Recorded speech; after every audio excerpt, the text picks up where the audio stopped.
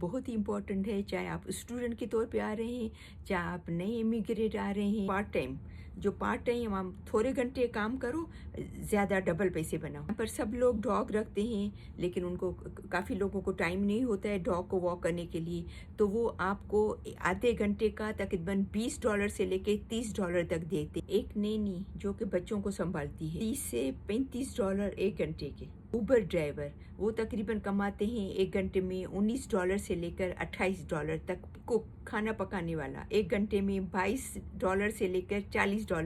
Nail artist जो नाखून बनाती हैं एक घंटे के $17 से लेकर $23 तक। टैटू बनाते हैं वो बनाते हैं एक घंटे के $22 से लेकर $32 तक। कार मैकेनिक हो तो एक घंटे के आपको मिलेंगे $32 से लेकर $45 तक। तो आप क्या चाहते हो, एक घंटे के $16-17 बनाना या एक घंटे में डबल